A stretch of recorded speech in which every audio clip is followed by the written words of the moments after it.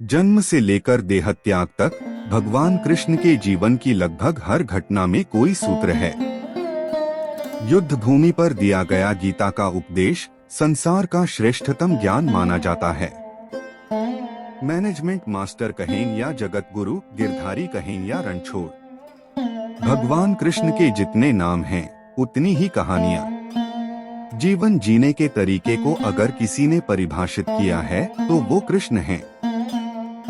कर्म से होकर परमात्मा तक जाने वाले मार्ग को उन्हीं ने बताया है। संसार से वैराग्य को सिरे से नकारा, कर्म का कोई विकल्प नहीं ये सिद्ध किया।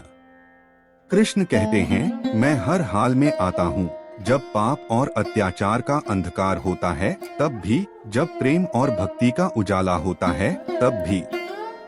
दोनों ही परिस्थिति में मेरा आना निश्चित है। वैसे तो कृष्ण का संपूर्ण जीवन ही एक प्रबंधन की किताब है, जिसे सैकड़ों हजारों बार कहा और सुना जा चुका है।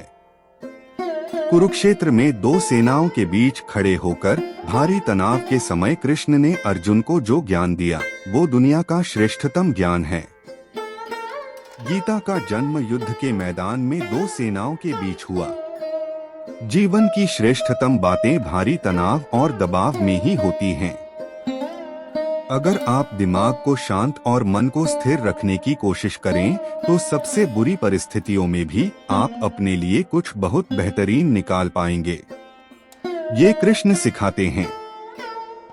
गीता पढ़ने से पहले अगर इसी बात को समझ लिया जाए तो गीता पढ़ना सफल हुआ।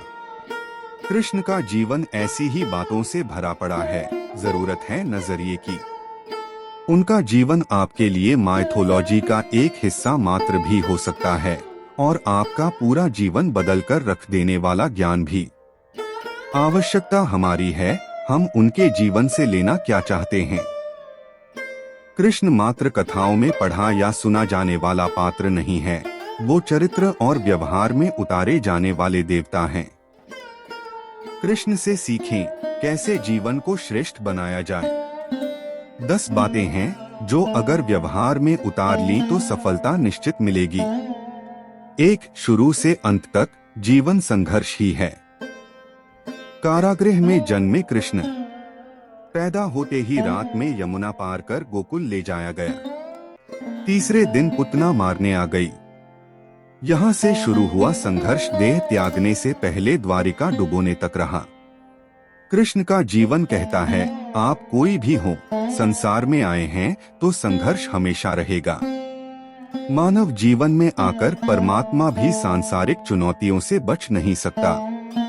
कृष्ण ने कभी किसी बात की शिकायत नहीं की, हर परिस्थिति को जिया और जीता।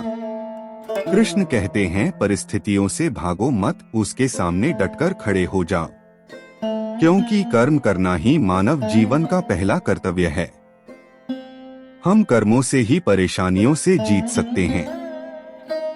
2. स्वस्थ शरीर से ही विजय है। कृष्ण का बचपन माखन मिश्री खाते हुए गुजरा। आज भी भोग लगाते हैं हम, लेकिन ये संकेत कुछ और है।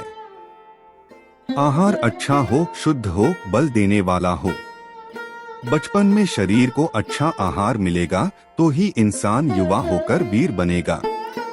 शरीर को स्वस्थ रखना है तो बचपन से ध्यान देने की जरूरत है। ये पेरेंटिंग के दौर से गुजर रहे युवाओं के लिए बड़ा मैसेज है।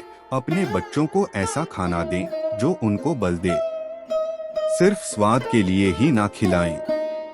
तभी वे बड़े होकर स्वयं को और समाज को सही दिशा में ले जा पाएंगे।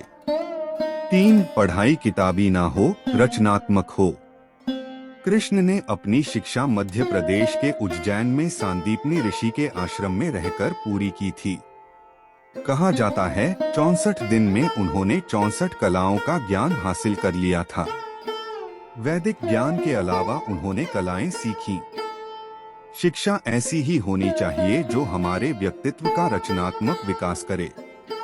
संगीत, नृत्य, युद्ध सहित 64 कलाओं कृष्ण के व्यक्तित्व का हिस्सा हैं। बच्चों में कोरा ज्ञान ना भरें, उनकी रचनात्मकता को नए आयाम मिले, ऐसी शिक्षा व्यवस्था हो। 4. रिश्तों से ही जीवन है, बिना रिश्तों के कुछ नहीं। कृष्ण ने जीवन भर कभी उन लोगों का साथ नहीं छोड़ा जिनको मन से अपना माना। अर्जुन से वे युवावस्था में मिले, ऐसा महाभारत कहती है, लेकिन अर्जुन से उनका रिश्ता हमेशा मन का रहा।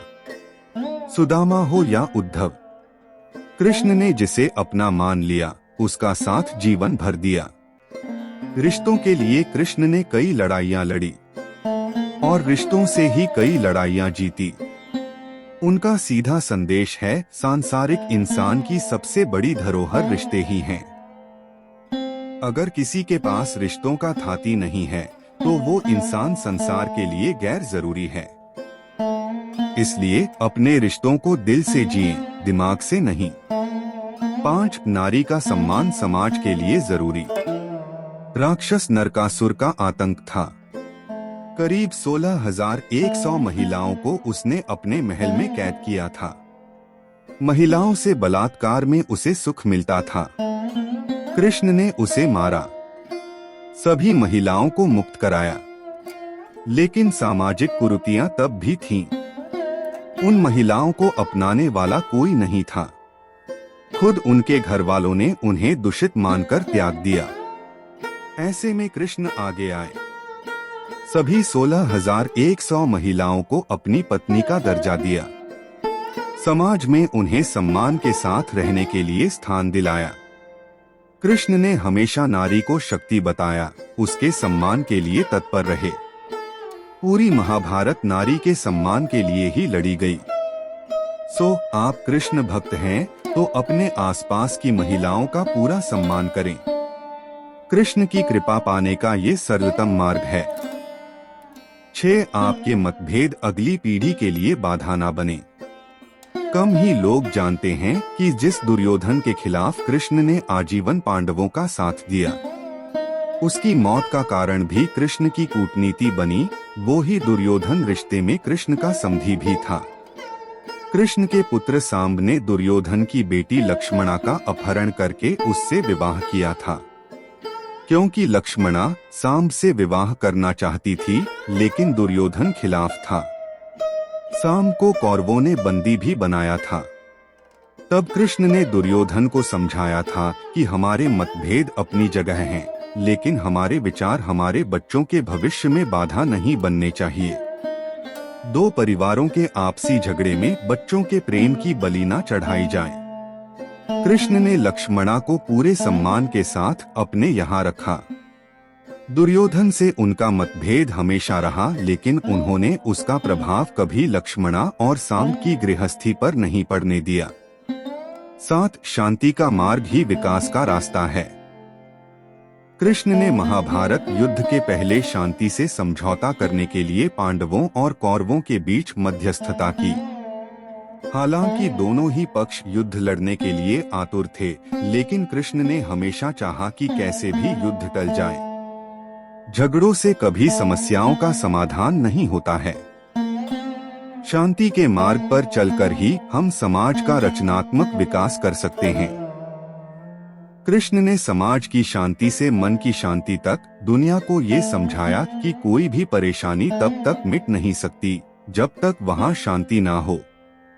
फिर चाहे वो समाज हो या हमारा खुद का मन, शांति से ही सुख मिल सकता है, साधनों से नहीं। 8 हमेशा दूरगामी परिणाम सोचें। महाभारत में जुए की घटना के बाद पांडवों को वनवास हो गया। कृष्ण ने अर्जुन को समझाया कि ये समय भविष्य के लिए तैयारी करने का है। महादेव शिव, देवराज इंद्र और दुर्गा की तपस्या करने को कहा। कृष्ण जानते थे कि दुर्योधन को कितना भी समझाया जाए, वो पांडवों को कभी उनका राज्य नहीं लौटाएगा। तब शक्ति और सामर्थ्य की जरूरत होगी। कर्ण के कुंडल कवच पांडवों की जीत में आड़े आएंगे, ये भी वे जानते थे। उन्होंने हर चीज पर बहुत दूरगामी सोच रखी। कोई भी फैसला तात्कालिक आवेश में नहीं लिया।